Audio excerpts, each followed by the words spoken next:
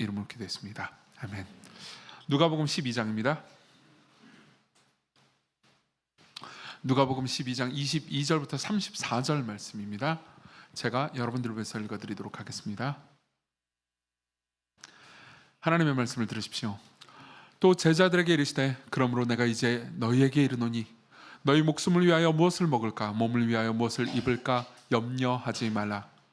목숨이 음식보다 중하고 몸이 의복보다 중하니라. 까마귀를 생각하라. 심지도 아니하고 거두지도 아니하며 골방도 없고 창고도 없으되 하나님이 기르시다니 너희는 새보다 얼마나 더 귀하냐. 또 너희 중에 누가 염려함으로 그 길을 한 자라도 더할 수 있느냐.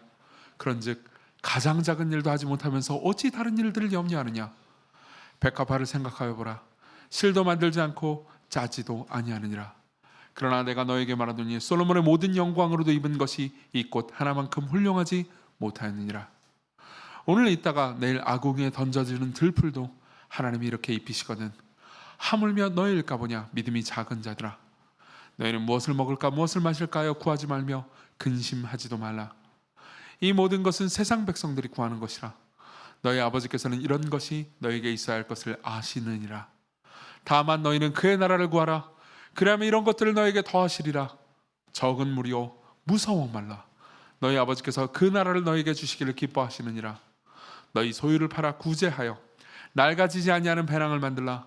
곧 하늘에 둔 바 다함이 없는 보물이니 거기는 도둑도 가까이 하는 일이 없고 좀도 먹는 일이 없느니라. 너희 보물 있는 곳에는 너희 마음도 있느니라. 아멘. 네, 우리는 지난주부터 시작해서 이제 4주간 인생학교라는 주제로 우리의 삶에서 피할 수 없는 4가지 주제를 생각하면서 기독교는 여기에 대해서 어떤 메시지를 전하는지를 살펴보고 있습니다. 지난주에는 일이었고요. 오늘은 돈, 그리고 다음 주에는 결혼, 그리고 그 다음 주에는 죽음입니다. 아마 여기 계신 분들 모두가 이 주제를 피할 수 없을 겁니다. 특히나 이제 2부 예배에 참석하시는 분들은 아직 결혼 안 하신 미혼 분들이 압도적으로 많은데요. 다음 주 기대하십시오. 몰라요. 실망할 수도 있어요. 오늘은 돈입니다. 여러분들이 아마 여기 이 자리에 오셨을 때 그렇기 때문에 오늘은 돈을 얼마나 많이 버는지 혹은 얼마나 잘 벌 수 있는지 또는 어떤 주식에 투자해야 내가 돈을 벌 수 있는지를 배울 수 있겠구나라고 생각하는 분들은 아무도 없으실 겁니다. 목사한테 그런 메시지를 들을 거라고 기대하는 사람은 없을 거 아니에요. 정 궁금하시면 끝나고 저한테 와서 물어보십시오. 그럼 제가 어느 주식에 투자했는지 알려드리겠습니다. 그러면 여러분들은 나중에 저를 원망하면서 슬피 울며 이를 갈게 될 겁니다. 오히려 다른 주제를 다루려고 합니다. 이걸 한번 생각해보죠. 2021년도에 퓨 리서치 센터라는 미국의 굉장히 유명한 여론조사 기관이죠. 거기서 무엇이 당신을 의미 있게 만드는가 17개 경제 선진국의 관점이라는 주제의 리포트를 냈습니다. 17개 선진국의 사람들한테 물어본 거죠. 당신의 삶에서 가장 의미 있는 것은 무엇이며 당신의 삶을 의미 있게 만드는 것이 무엇입니까? 라고 물어본 겁니다. 그리고 당연히 우리가 예상할 수 있다시피 가족이 상당히 높은 순위로 올랐습니다. 14개 국가에서 1위가 가족이었어요. 근데 그 17개 국가 중에서 1위가 돈인 국가가 있었습니다. 어디일까요? 네, 여기입니다. 예, 우리나라예요.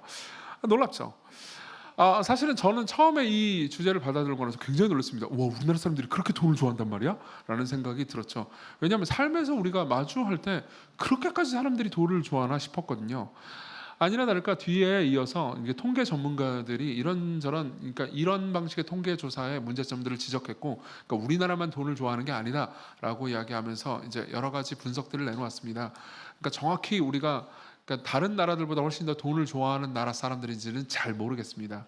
그렇지만 이 통계조사의 문제점을 지적하는 통계학자를 조차도 인정하는 것이 있었습니다. 뭐냐면요, 우리나라 사람들은 확실히 종교, 희생, 가족, 봉사 이런 거에 대해서는 아주 낮은 점수를 매기고 있었다는 거죠. 특히 봉사는 꼴찌였습니다. 희생 역시 꼴찌였습니다. 종교도 꼴찌 그룹에 있었습니다. 무슨 말인지 이해되시죠? 다른 나라는 그렇지 않습니다. 여러분 1위가 돈이라는 걸 알게 됐으니까 2위가 뭔지 궁금하시죠? 이유는 뭘까요? 가족일까요? 아닙니다. 건강이에요. 그리고 3위가 가족입니다. 그런 측면에서 정말로 우리나라 사람들은 돈에 대해서 그리고 건강에 대해서 상당히 신경을 쓰고 있다는 것은 알 수 있죠. 그렇지만 한번 생각해 보십시오. 여러분들 주변 사람들이, 저도 마찬가지인데요, 그렇게까지 돈을 어마어마하게 벌고 싶은 사람들이 그렇게 많나요? 나는 1,000억 혹은 1조 부자가 되겠어, 나는 젠슨 황이 되겠어, 그런 사람들은 별로 없습니다. 그렇죠? 대부분은 아마 이렇게 말할 겁니다. 나는 한 몇십억 정도, 100억 정도 있으면 더 좋겠어. 그러니까 나는, 그것도 많은 돈이죠. 그것도 많은 돈인데, 나는 내 미래를 염려하지 않을 정도로 돈이 있었으면 좋겠어, 이렇게 말을 하죠. 안 그래요? 그것보다 더 많은 돈을 원하는 사람들도 그렇게 많지는 않았습니다. 왜 그럴까요?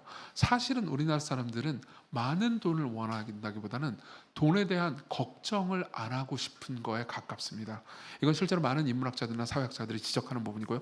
그리고 우리의 삶에서도 그런 거죠. 그러니까 우리나라 사람들은 다른 나라 사람들보다 훨씬 더 돈 걱정을 많이 한다라고 볼 수 있죠. 예, 돈에 대한 탐욕이 더 높다, 그런 것 같지는 않습니다.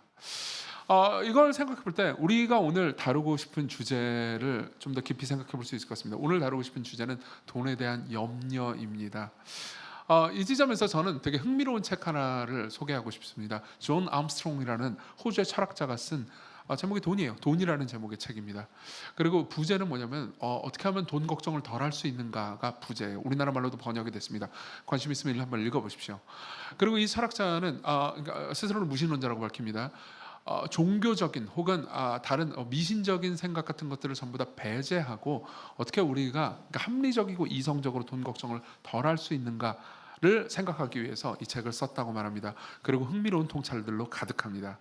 그리고 이 책을 보면요, 그러니까 돈의 직면한 우리의 문제를 두 가지로 나눕니다. 하나는 뭐냐면은 그 자체로 그냥 돈 문제입니다. 여러분들이 돈이 없어서, 카드값을 메꾸지 못해서, 여러분들이 사고 싶은 것을 살 돈이 지금 여러분들에게 직접 없어서 가지고 있는 문제죠. 예. 물론 이 문제에 직면한 분들도 꽤 계실 겁니다. 그렇지만 이 문제는요, 존 암스트롱이 이렇게 얘기합니다. 뜻밖의 해결하기 쉽다고요. 어떻게 해결합니까? 이런 거죠. 가지고 싶은 것을 안 가지면 된다는 겁니다. 너무 나이브하게 얘기하지 않습니까? 근데 어쨌든 그것도 사실입니다. 여러분들이 가지고 싶어하는 대다수가 진짜 꼭 생존에 필요한 것은 아닐 가능성이 높습니다. 게다가 대다수의 선진국 같은 경우에는 여러분들이 굶어 죽지는 않도록 사회적인 제도와 장치를 많이 마련해 놨습니다. 여러분 기초수급자 제도 같은 거 있는 거 아시죠? 특히 여러분들이 서울이나 경기도에 살고 있다면 그 제도는 상당히 잘 돼 있습니다. 여러분들이 파산 지경에 이르렀다 하더라도 파산 제도가 있습니다. 그리고 그 제도를 잘 사용하잖아요. 그럼 여러분들의 인생이 조금 비루하게는 느껴질지언정 여러분들이 굶어 죽지는 않습니다. 즉 대한민국에서 굶어 죽는 건 상당히 어려운 일이라는 거죠.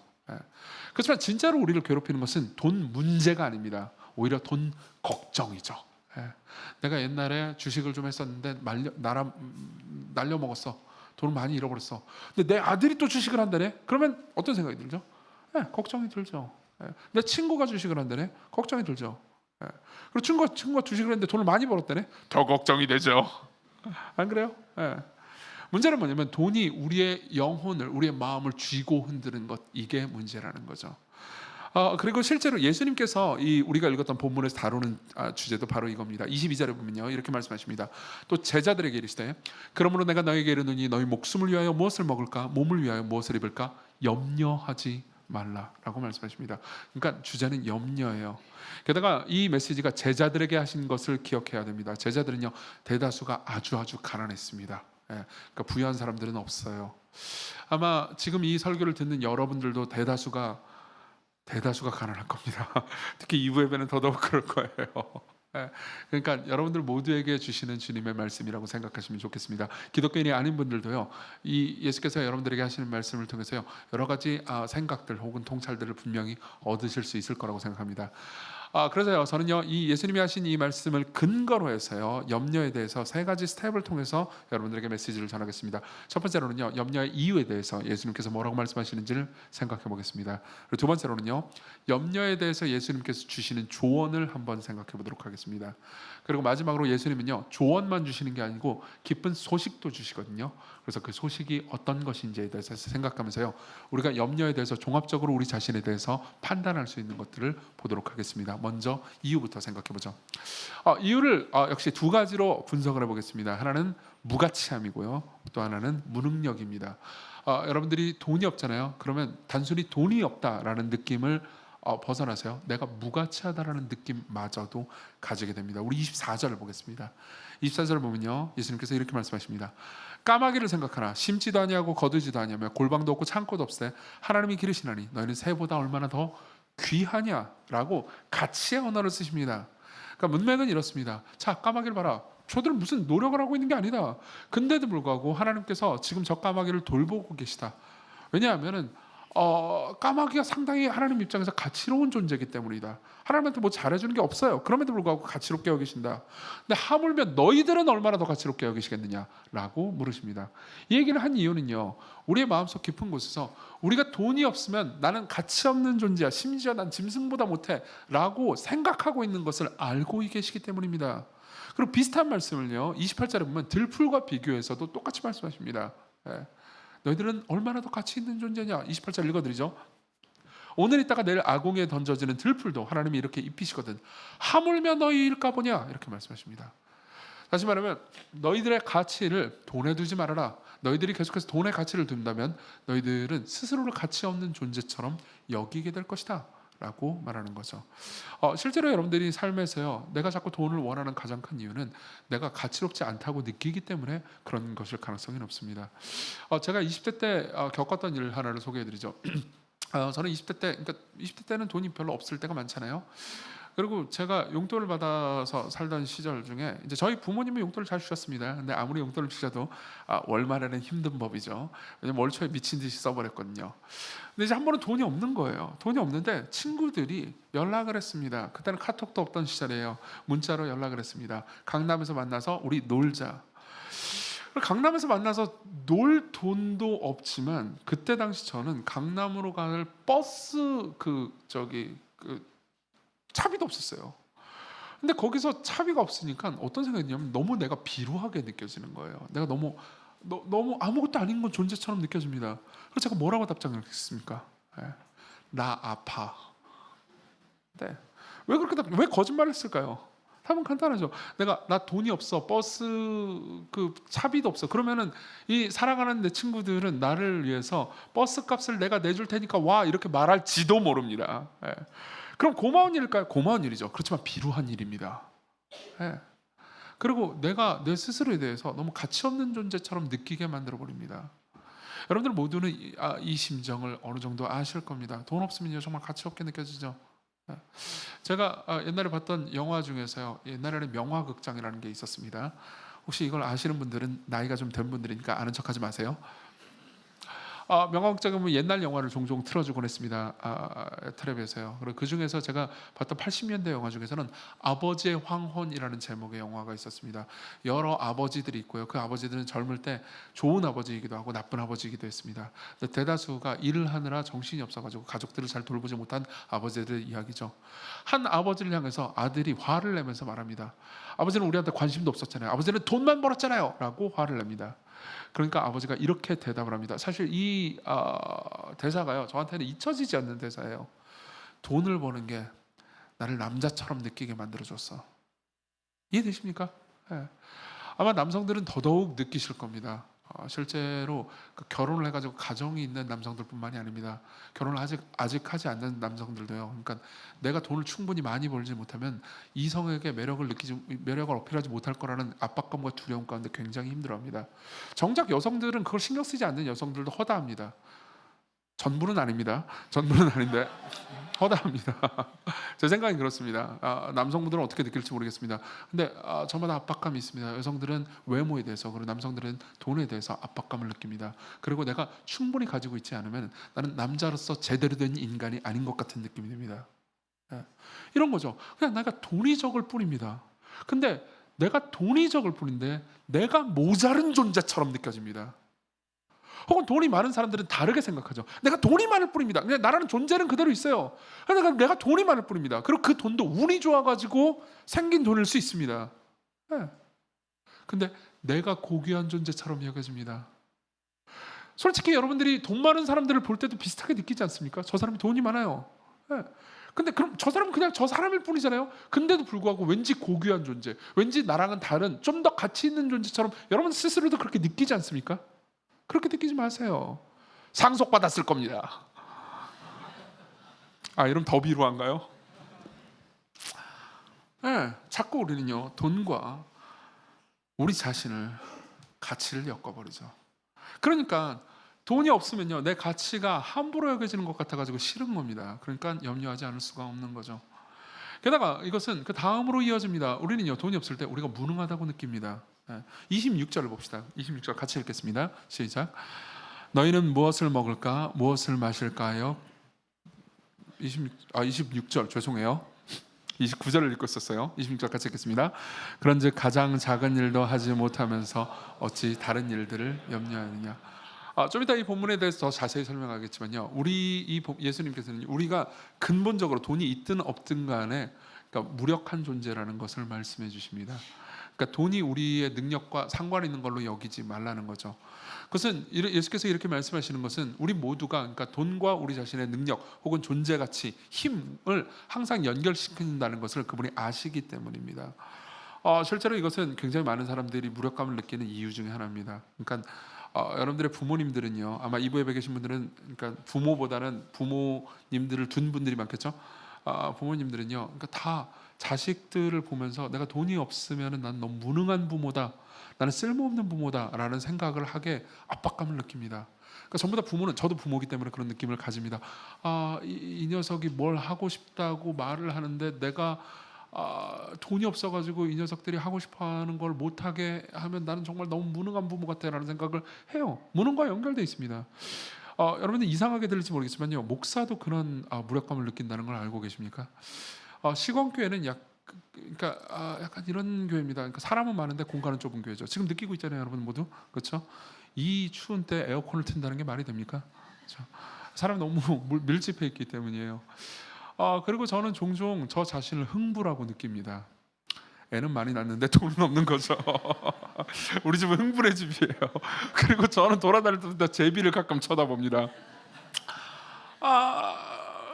그러면요, 그러니까 진짜 저 모르겠어요. 여러분들 어떻게 느낄지 모르지만 시건교회에 저는 목사기도 하지만 약간 여러분들에 대해서 그러니까 아버지적 마음도 가지고 있습니다. 실제로 성경도 목회자가 그런 마음을 가지라고 요구하니까요.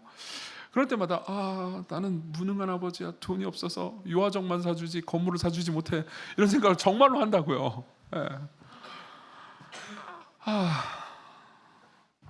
왜 그런 걸까요? 이것을 문화적으로 분석한 사람이 있습니다. 어니스트 베커라는 사람이에요. 이 사람은 퓰리처상을 탄 굉장히 유명한 작품을 썼습니다. 죽음의 부정이라는 제목의 책이죠. 아마 2주 후에 죽음을 다룰 때 이 작품에 대해서 좀 더 자세히 얘기할 기회가 있을 겁니다.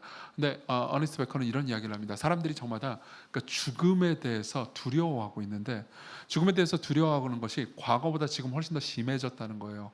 왜냐하면 과거는 죽음 이후에 대해서 신을 믿음으로써 안정감을 찾을 수 있었다고 말합니다. 그렇지만 지금은 세속화 시대가 됐고 사람들이 더 이상 신을 믿지 않기 때문에 죽음 이후에 안정감을 찾을 어떤 것도 없다는 거죠. 그러면 어떻게 해야 됩니까? 죽음을 최대로 미루는 것, 죽음에 대해서 최대로 생각하지 않는 게 답이라는 거죠. 생각해보세요. 여러분들은 죽음을 별로 못 봤을 겁니다. 아마 20대는 더더욱 죽음을, 그러니까 시체를 볼 일이 거의 없었을 거예요. 그렇죠? 근데 과거는 달랐습니다. 과거에는요 병으로 사람들이, 가족들이 일찍 죽는 일들이 많았습니다. 그리고 치안이 그렇게 좋지 않기 때문에 폭력이나 살인으로 죽는 시체들을 볼 일이 있었습니다. 죽음은 늘 가까운 곳에 있었어요. 그렇지만 지금은 어떻죠? 지금은 죽음이 그렇게 가까운 곳에 있지 않습니다. 그리고 죽음 이후에 대한 확신이 사람들에게 대부분 없죠. 그러다 보니까 이런 일들이 발생합니다. 그러니까 생각해보세요. 제가 지금 여러분들에게 이런 말을 했다고 합시다. 여러분, 죽음은 언제 있을지 모릅니다. 이 자리에 있는 대다수는 저보다 어리신 분들이기 때문에 아마도 저보다 늦게 죽을 거라고 생각할 수 있겠지만요, 오는 데는 순서가 있지만 가는 데는 순서가 없습니다. 여러분들이 집에 가는 가정 가운데서 교통사고로 가지고 죽을지 어떻게 합니까? 라고 제가 말했다고 합시다. 그렇죠? 이 말은요 당장 여러분들을 불쾌하게 만들 겁니다. 그렇죠? 이 말은 사실입니다. 그렇죠? 근데도 불구하고 무슨 목사가 그렇게 재수없는 말을 해? 라는 생각이 들 겁니다. 근데 어니스트 베커는 이렇게 얘기합니다. 과거에는 이런 말을 할 때 재수없는 말이라고 생각하지 않았다고요. 한 30년 전, 40년 전만 해도 사람들은 이런 말을 들을 때 자연스러운 말로 생각했다는 겁니다. 항상 죽음을 생각했다는 거죠. 그렇지만 현대사회는요 죽음이 엄연한 사실임에도 불구하고 the denial of the death, 죽음을 부정하고 있다는 거죠. 그럼 죽음을 부정하고 안락을 찾는 것은 무엇입니까? 어디서 안락을 찾을까요? 돈이라는 겁니다. 그렇기 때문에 현대사회는요 전능한 신을 돈으로 두고 돈에서 안정을 찾으려고 한다는 거죠. 근데 그 돈은요, 좀 이따 보겠지만요, 형편없는 신입니다. 그렇기 때문에 사람들은 염려한다는 거죠. 이것은 예수님의 진단일 뿐만이 아닙니다. 무신론자인 어니스트 베커의 진단이기도 합니다. 예. 여러분들 모두 동의할 수 있지 않습니까? 기독교인일 뿐만 아니라 기독교인이 아닌 분들도요, 돈이 그렇게 위대하게 보이십니까? 예. 그렇지 않게 느껴질 겁니다. 자, 이게 염려의 이유예요. 그러면 어떻게 해야 될까요? 예수님은 도대체 어떤 조언을 주시는 걸까요? 예수님의 조언을 요약하자면 이렇습니다. 돈이 신이 아니고 하나님이 진짜 신이란다. 그렇기 때문에 돈을 너희들의 삶을 돌보는 아버지로 두지 말고 하나님을 아버지로 두렴. 예, 이렇게 말씀하십니다. 이걸요, 이런 식으로 표현해 보겠습니다. 여러분들 스스로에게 적용할 수 있도록요, 두 가지 조언의 방식으로 표현해 보겠습니다. 첫 번째로는요, 여러분들은 스스로가 전능하지 않다는 것을 인정할 필요가 있다는 거죠. 우리 25절을 같이 보겠습니다. 25절 같이 읽겠습니다. 시작. 또 너희 중에 누가 염려함으로 그 키를 한 자라도 더할 수 있느냐? 예. 너희들은 키를 크게 만들 수 있는 능력이 있느냐? 라고 질문을 하는 거죠. 물론 여러분들 중에서 어떤 분들은 무슨 소리예요? 성장판 수술이 있습니다 라고 말할 수도 있을 겁니다.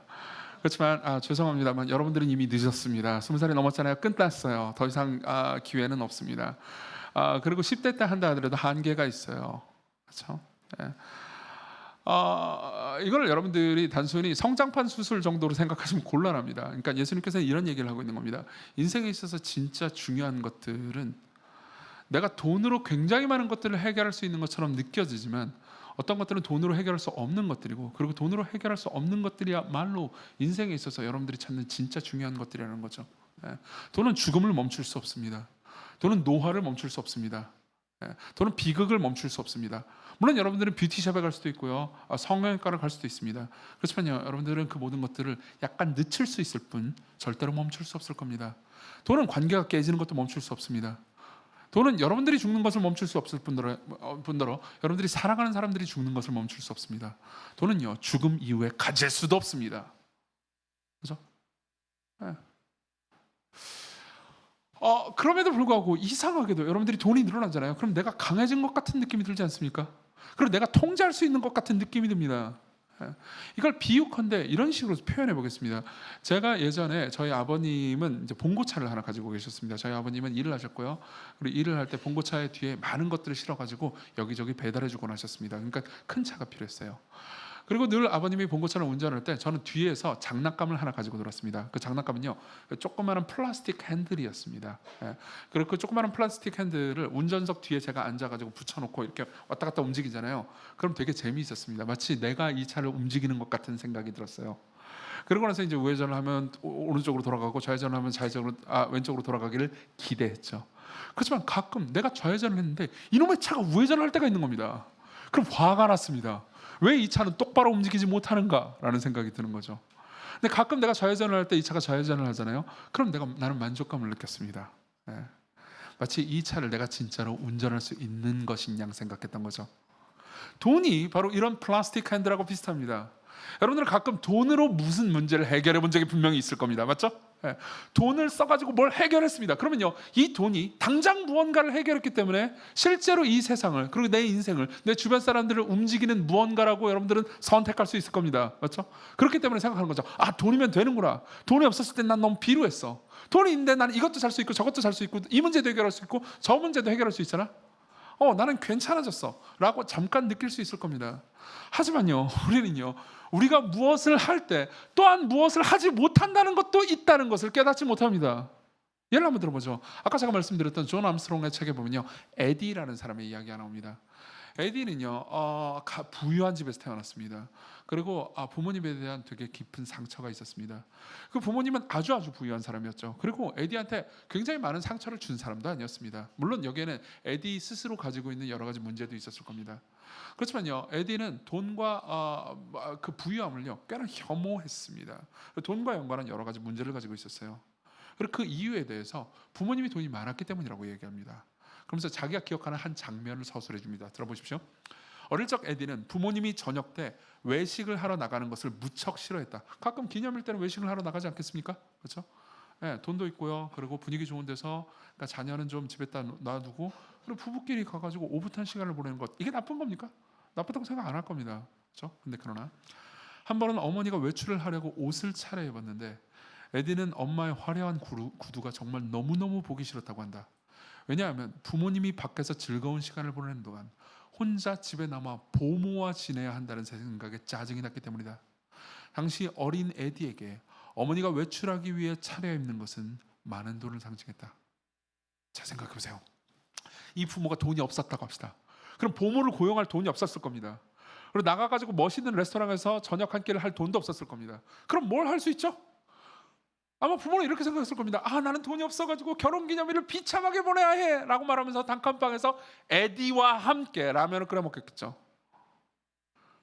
그러면 에디는 행복하지 않았을까요? 와, 결혼기념일에 나는 엄마와 함께 라면을 끓여 먹어.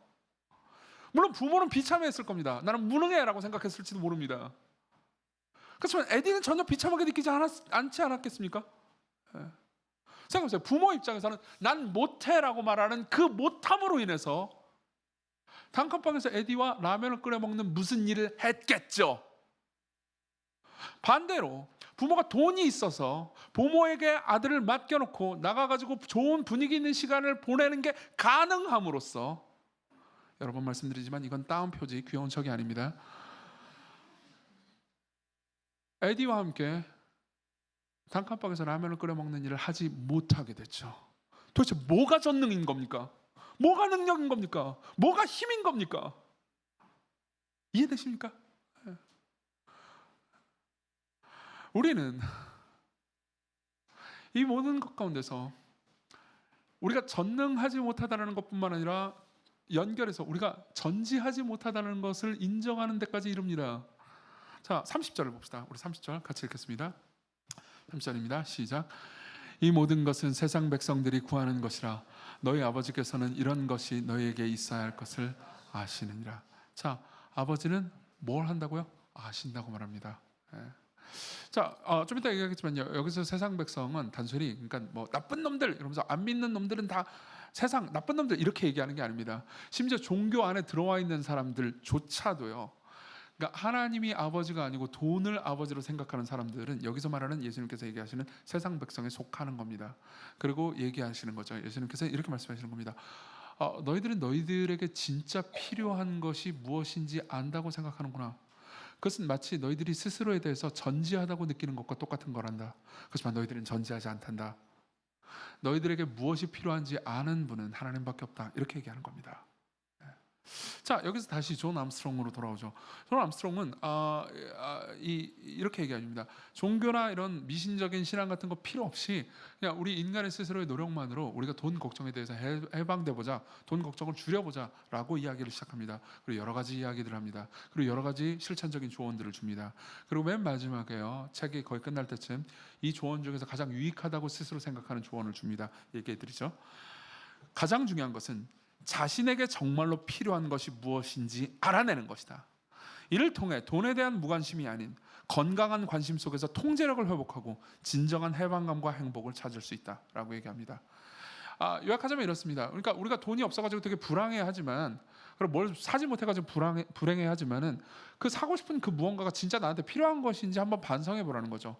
대부분은 필요하지 않은 거라는 겁니다. 그러니까 돈의 걱정에서 해방될 수 있는 유일한 방법은 자기 자신을 잘 들여다보고, 그리고 내가 무엇이 필요한 것인지 아닌지를 성찰해보고 꼭 필요한 것만 가지면 돈 걱정에서 해방될 수 있다는 거죠.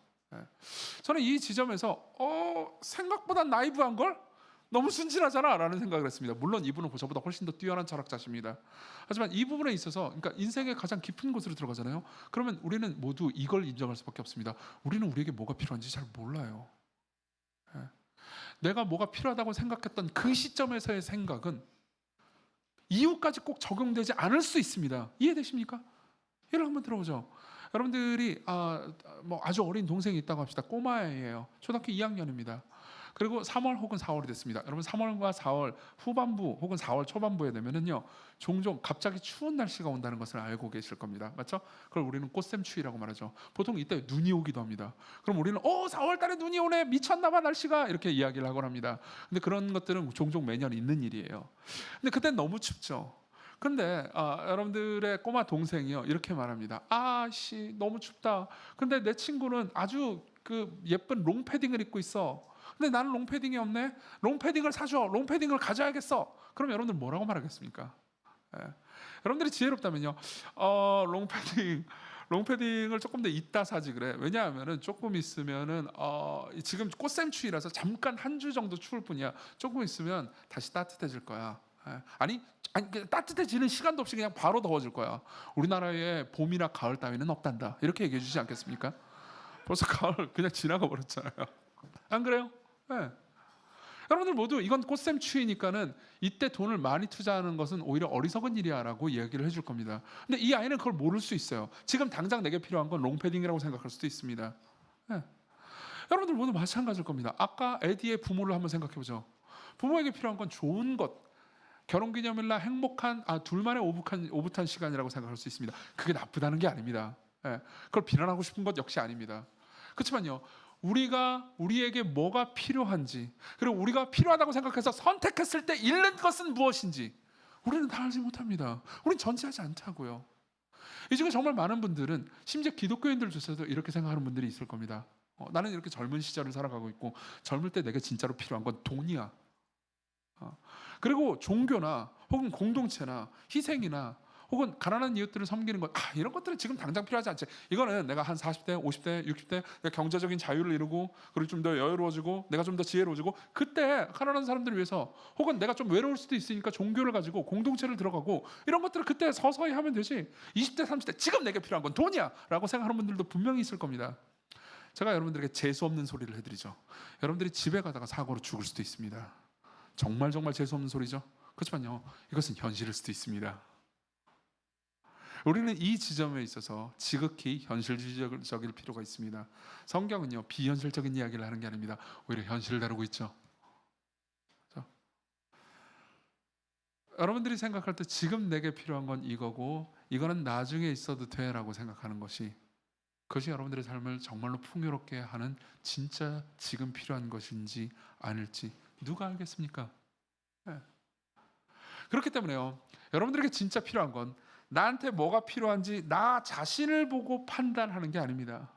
오히려 여러분들을 정말 잘 알고 여러분들을 정말 사랑하는 전지한 존재가 여러분들에게 무엇이 필요한지 아는 지식을 여러분들이 가지는 게 필요한 거죠. 네. 여러분들이 돈으로 아니면 다른 무엇으로 상황을 통제하려고 하잖아요. 그래서 염려를 줄이려고 하잖아요. 그럼 여러분들이 계속해서 실패할 겁니다. 맥스 루케이도라는 목회자가 있습니다. 이분은 아무것도 염려하지 말라는 책에서요, 이런 이야기를 해줍니다. 들어보십시오. 내 힘으로 통제할 수 있는 여지가 줄어들수록 불안은 증가한다. 그러니 어찌할 것인가? 모든 걸 통제할 것인가? 모든 걸 통제하려면 이렇게 하면 된다. 낙하산 없이 비행기를 타지 말라. 식당에 갈 때는 늘 깨끗한 그릇을 가지고 다녀라. 집 밖에 나갈 때는 반드시 방독면을 착용하라. 상처받을 수 있으니 사랑 따위는 꿈도 꾸지 말라. 모든 위험 요소를 통제함으로 그 불안에 맞서라. 그렇게 할 수만 있다면 말이다. 못하겠죠. 확신은 잔인한 사기꾼이다. 수백만 달러의 부를 축적한 사람들도 경제 위기로 인해 하루아침에 빈털터리가 될 수 있고, 견과류와 채소만 섭취하는 건강 염려증 환자도 암에 걸릴 수 있다. 스트레스를 유발하는 모든 인간관계에서 벗어나 혼자 지내는 사람도 불면증에 걸릴 수 있다. 우리는 확실한 무언가를 원하지만 유일하게 확실한 것은 그 무엇도 확실하지 않다는 것이다. 여기서 예수님께서 여러분들에게 전달하고 싶은 말이 무슨 의미인지 이해되십니까? 확실한 것을 붙잡고 계신 분은 하나님밖에 없습니다. 그리고 기독교에서 유일한 요구하는 가장 중요하고 유일한 덕목은요, 겸손이에요. 겸손의 핵심은 이렇게 말합니다. 나는 신이 아닙니다. 기독교인이 아닌 여러분들에게 이것이 불쾌하게 들리십니까? 그렇지 않을 겁니다. 여러분들이 겸손하다면 아마 여러분들이 겸손할 거라고 생각합니다. 저는요. 여기 있는 모두까지는 아닐 수 있습니다. 모두까지는 아닐 수 있지만 대다수가 겸손하시겠죠. 스스로에 대해서 자기가 하나가 되시는 분일 거라고 생각합니다. 그렇다면요, 동의할 수 있지 않겠습니까? 나는 전제하지 않고 나는 전능하지 않다고요. 자, 그러면 그 다음으로 넘어가죠. 그렇기 때문에 신을 의지하라는 얘기를 하려고 하는 거군요 라는 생각이 들 겁니다. 맞아요. 목사가 무슨 소리를 하겠습니까? 자, 그 다음으로 넘어가죠. 자, 그러면 마지막으로 여기에서 우리가 믿을 수 있는, 이 모든 이야기를 믿을 수 있는 소식에 대해서 전달해 드리고 싶습니다. 여러분들은 그러니까 내가 실천적으로 삶에서 적용할 수 있는 몇몇 가지 염려하지 말라는 조언을 전달해 줘요 라는 생각이 들 겁니다. 예, 아주 구체적이고 실천적인 거예요. 보통 우리는 그런 것들을 좋아하지 않습니까? 그렇지만요, 여기에는 함정이 있습니다. 여러분 보십시오. 염려하지 말라는 이야기를 계속해서 들으면서 여러 가지 조언을 듣는 것은 여러분들의 염려를 없애지 못합니다. 오히려 염려를 증폭시키는 경우가 많습니다. 예를 한번 들어보죠. 지금 제가 여러분들에게 이렇게 말한다고 합시다. 여러분, 여기 있는 그 누구도 코끼리에 대해서 생각하지 마십시오. 라는 말을 듣자마자 벌써 머릿속에 코끼리가 떠올랐죠? 그렇죠? 코끼리 생각하지 마, 생각하지 마, 코끼리 절대 생각하지 마라고 말하면요, 여러분들은 더더욱 머릿속에 코끼리가 떠오를 겁니다. 그렇죠? 마찬가지예요.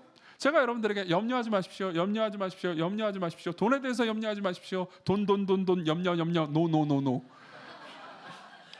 그러면요, 여러분들 집에 갈 때 어제까지도 생각을 안 했던 돈과 염려가 다시 떠오를 겁니다. 답은 뭐죠? 코끼리를 생각하지 않을 수 있는 방법은 뭘까요? 코끼리 말고 다른 것을 보는 거죠. 제가 코끼리 말고요, 어떤 멋있는 사람에 대해서 계속해서 묘사하고 설명한다고 합시다. 그럼 여러분들은요, 더 이상 코끼리를 생각하기를 그칠 겁니다. 다른 그 멋있는 사람에 대해서 생각하겠죠. 자, 예수님께서는요, 돈에 대해서 이야기하는 것만이 아니고요, 그분의 아버지에 대해서 말씀하십니다. 우리 30절을 같이 보겠습니다. 30절 같이 읽겠습니다. 시작. 이 모든 것은 세상 백성들이 구하는 것이라 너희 아버지께서는 이런 것이 너희에게 있어야 할 것을 아시느니라. 32절도요. 적은 무리여 무서워 말라 너희 아버지께서 그 나라를 너희에게 주시기를 기뻐하시느니라. 많은 시간을 가지고 있지 않기 때문에 자세히 본문을 설명할 수는 없을 것 같습니다. 근데 여기서요, 예수님께서는 돈에 대해서 대비해서 아버지, 하늘 아버지를 얘기하고 계십니다. 아까도 말씀드렸지만요, 예수님께서는 우리가 두 개를 아버지로 삼을 수 있다고 말합니다. 하나는 돈이고요, 하나는 하늘아버지입니다. 하나님이시죠. 예. 재미있게도 존 암스트롱은, 이 사람 무신론자라고 했죠. 이 지점을 정확하게 간파했습니다. 정말 많은 사람들이 돈을 아버지 혹은 부모, 자신의 안정으로 삼고 있다는 걸요. 존 암스트롱의 책에 보면요, 제임스라는 사람의 이야기가 나옵니다. 이 사람은 수천억 대의 자산가입니다. 어렸을 때는 가난했지만 젊었을 때 투자를 잘했습니다. 그리고 아주 많은 돈을 벌어들였죠. 예. 그리고 정말 많은 돈을 가지고 있었습니다. 그럼 생각해보세요. 여러분들이 수천억 대 자산을 하면 최소한 돈 걱정은 안 할 것 같잖아요. 근데 제임스는요, 계속해서 걱정하고 있었습니다. 제임스의 말을 읽어드리죠. 들어보십시오. 제임스의 상상 속에서 돈은 믿을 수 없는 엄마와 같다. 언제라도 아이를 버릴 수 있는 엄마 말이다. 그런 식으로 느끼는 한 그는 돈에 대한 자신의 두려움을 진정시킬 수 없다. 아무리 많은 돈을 모으더라도 걱정이 사라지지 않는 것이다. 다른 말로 하면 제임스는 함정에 빠져 있다. 그 두뇌의 반쪽은 돈이야말로 안정감을 주는 유일한 것이라고 말하지만 나머지 반쪽은 돈이야말로 믿을 수 없는 것이라고 말한다. 돈이 아무리 많아도 걱정이 수그러들지 않는 이유다. 분명히 이것은요, 여러분들 중에서도 많이 느끼신 분들이 있을 겁니다. 여러분, 요즘 주식시장이, 특히 한국 주식시장이 꽤나 좋습니다. 그렇죠? 분명히 이 중에서는 번 분들이 계실 거예요. 그리고 번 분들이 있다는 걸 저는 알고 있습니다. 왜냐하면 번 분들이 저한테 카톡을 보내기 때문입니다. 목사님, 요즘 뭐 설교를 듣는데 이런 생각이 들었는데 요즘 제가 국내 투자해서 돈을 좀 벌었습니다. 카톡이 옵니다. 그럼 저는 기대합니다. 헌금하겠다는 얘기인가? 그런 얘기는 없었어요. 그런 얘기는 없고요. 밑에 이런 이야기들이 있었어요. 여러 가지 이야기들이 있었는데요. 근데 왜 저는 돈을 이렇게 많이 벌었는데도 계속해서 불안한 거죠? 왜 불안할까요? 내가 A 종목을 투자해가지고 돈을 벌긴 했는데 내가 투자하지 않은 B 종목이 훨씬 더 많이 올랐거든요. 저걸 투자할 걸, 그런 생각이 듭니다. 혹은 내 주변에 같이 투자한 친구들은요, 나보다 훨씬 더 많이 벌었습니다. 그리고 나도 꽤 벌어가지고 이 정도면 괜찮지라고 자족할라 치면요, 언제 한국의 정치 상황이나 경제 상황이 바뀌어가지고 내가 지금 번 모든 돈이 하루아침에 잃어버릴 수 있는 것이 될지도 모른다는 두려움 가운데 사로잡힙니다. 원래 주식을 안 할 때까지는 이런 두려움과 염려가 전혀 없었는데 이제 하니까 떨어질 때도 염려였어요. 근데 사실 떨어질 때는 그놈의 파란색 보기 싫어서 파란색이 떨어지는 거예요. 그놈의 파란색 보기 싫어가지고 아예 앱을 켜지도 않았습니다. 근데 이제 오르니까 매일 보는 거예요. 오늘은 얼마 올랐나? 오늘 파란색이래, 망했다. 예. 그러면서 두려움과 고통이 더 커졌다는 거죠. 올해만 해도 부동산 정책이 여러 번 바뀌었다는 걸 여러분 들으셨을 겁니다. 예. 그 가운데 유리해진 분들도 있을 겁니다. 그리고 불리해진 분들도 있을 겁니다. 예. 유리해진 분들은 유리해진 분들대로 그래가지고 지금 유리해졌으니까 내가 지금 들어가면은 집을 사면은 나는 나중에 망하는 거 아닐까라는 두려움에서 벗어나지 못합니다. 불리해진 사람들은요, 나는 망했어라는 두려움에서 벗어나지 못합니다. 이정규는요, 정책이 어떻게 바뀌었는지 잘 모릅니다. 관심이 없거든요. 뭐 바뀌었다는데 잘 몰라요. 제가 제일 평안하죠. 왜 그럴까요? 왜 그럴까요? 예. 우리는 다 알고 있습니다. 돈이라는 아버지가 잔인한 아버지라는 걸요. 돈은 두 가지 특징이 있습니다. 여러분들이 믿고 의지하게 돈은 말을 걸어도 대답해 주지 않습니다. 나 지금 너무 힘들거든. 돈아 좀 와줄래? 라고 여러분들이 은행에서 말해봤자 여러분들은 거절을 당할 겁니다. 그죠? 그리고 또 하나의 특징은요. 돈은 운이 너무 많이 작용합니다. 우린 다 알고 있습니다. 우리 정말 많이 작용해야 된다는 걸. 나는 노력해가지고 돈을 벌었어 하는 사람들도요. 자기가 노력한 순간 가운데서 누군가의 결정적인 도움이 없었다면, 혹은 그때 당시 시장 상황에 어떤 변화가 없었다면 절대 돈을 벌 수 없었을 그런 상황을 본인 스스로가 잘 알고 있어요. 우리는 알고 있습니다. 돈은 예측 불허의 신과 같습니다. 그렇죠? 그리고 예수님께서는요, 거기에 맞서서 아버지를 제시하십니다. 아버지의 특징은 뭐죠? 말을 하면 들으십니다. 여러분들의 기도를 들으실 수 있습니다. 그분은 인격적인 신이니까요. 그리고 무엇보다 선하십니다. 무엇보다 여러분들을 돌보십니다. 32절에 보면요, 적은 무리들아, 적은 자들아 라고 표현을 하십니다. 여기서 적은 무리라는 말은요, 숫자가 적다는 의미가 아닙니다. 이것은 히브리어 그 문자의 그 문맥상 이런 의미입니다. 문제가 많고 연약한 당신들이요,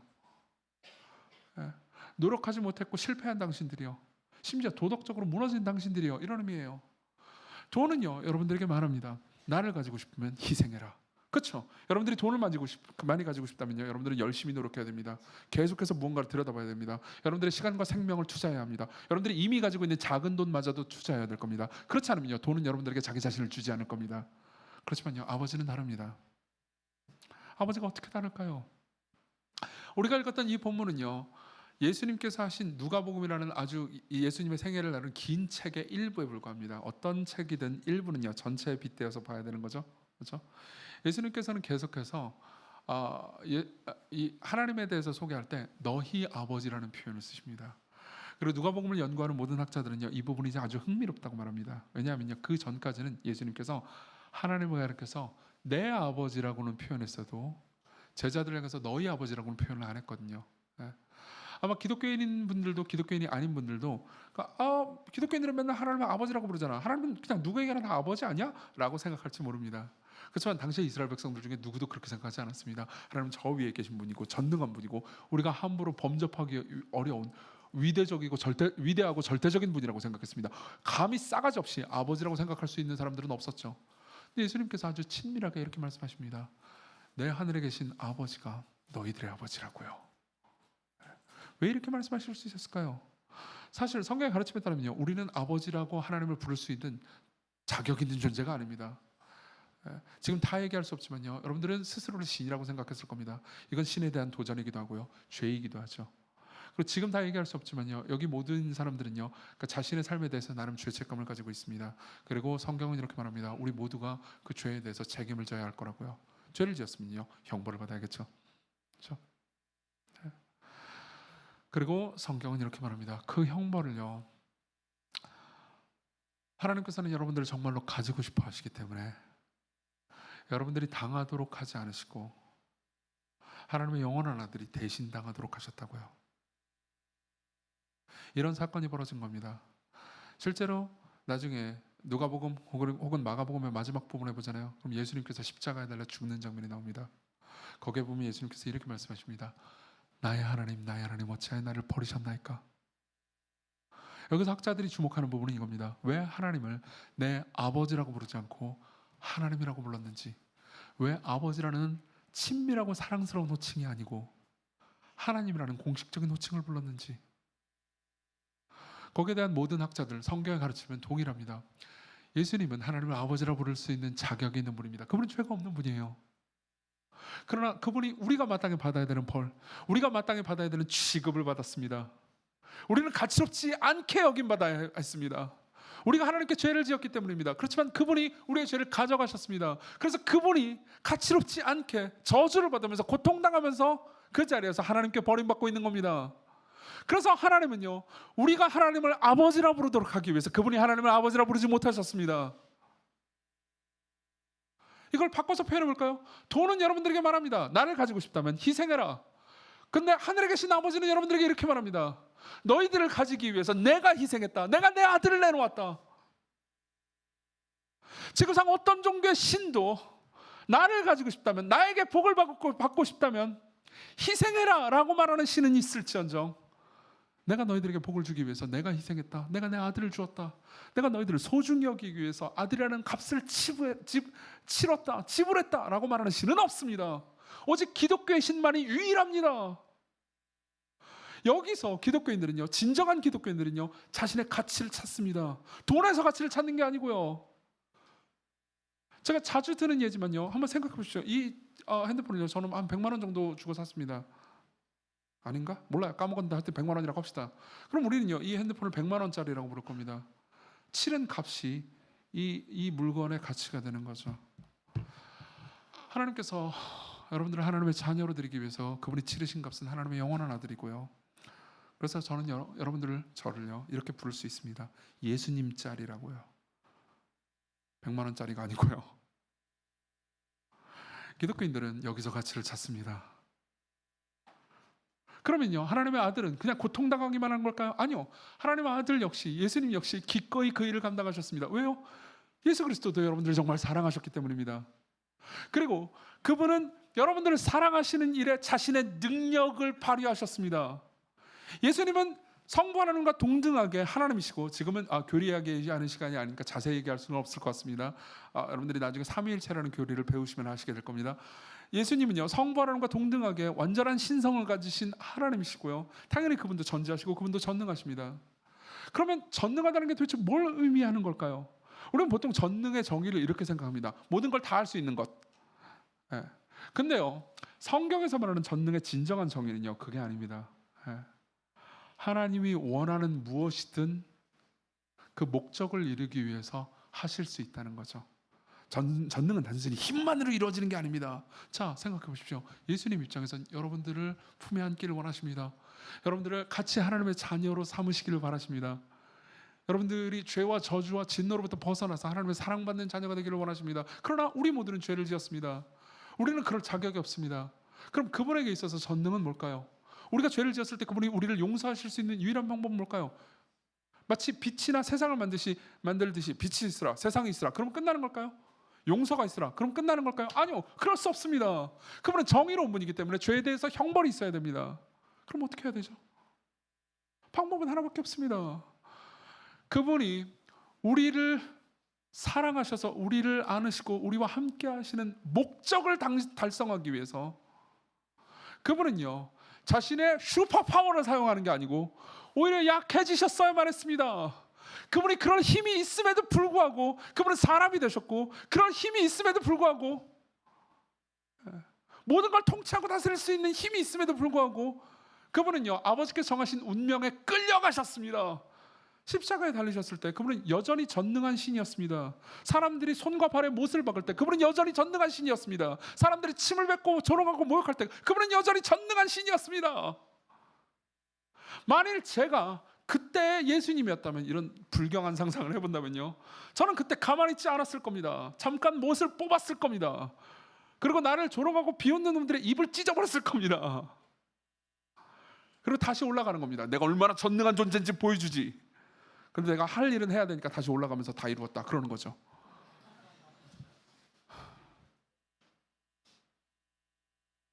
아니요, 그분은 그 길을 선택하지 않으셨습니다. 11세기의 철학자인 그리고 신학자인 캔터베리의 안셀무스라는 사람이 있습니다. 이 사람이 이렇게 얘기해 줍니다. 그리스도의 전능이 가장 빛나는 자리는 그분의 철저한 무능이 드러났던 십자가에서라고요. 그분은 그분의 무능을 통해서, 그분의 연약함을 통해서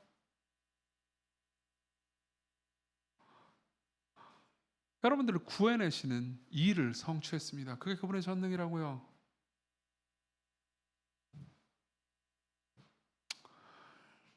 이분이 여러분들의 사랑하는 구주이시며, 그리고 이분의 영원한 아버지가 여러분들의 진짜 아버지가 되실 수 있습니다. 제 이야기 하나만 하고 마치려고 합니다. 이 모든 게 어떻게 여러분들의 삶에서 실제로 이루어질까요? 저는 제 삶에서 제가 돈 문제에 대해서 그래도 조금이나마 해방감을 느꼈던 제 과거의 경험을 얘기해드리고 싶습니다. 저는 삶을 통해서 기도를 열심히 빡세게 했는데 하나님께서 돈을 쏟아주셨어요, 이런 간증은 거의 없습니다. 불행하게도 없어요. 예. 저는 되게 의심이 많고 목사인데도 불구하고 되게 좀 약간 되게 따지기 좋아하는 인간입니다. 근데요, 옛날에 이런 일이 있었습니다. 제가 회사를 다니던 시점이었습니다. 그때 회사에서 이제 아직 목회자가 되기 전이었어요. 회사에서 그 보너스 뭐 비스무리한 돈이 나왔습니다. 그렇게 엄청나게 많은 돈은 아니었지만 그래도 그때 당시 저하고 제 아내 형편에서, 저는 신혼이었거든요 그때, 형편에서 그렇게 적은 돈은 아니었습니다. 그래서 이 돈을 가지고 뭘 할까, 이걸 할까, 저거 할까, 뭐 이런 고민을 많이 했습니다. 그러다가 그때 제가 정말 가지고 싶은 걸 사고 싶다라는 생각을 했습니다. 아내한테 허락도 받았어요. 그때 진짜 제가 가지고 싶었던 건 아이패드 1이었습니다. 예. 진짜예요. 아이패드가 막 처음 나왔을 때입니다. 너무너무 원했어요. 아이패드 학 이러고 있었어요.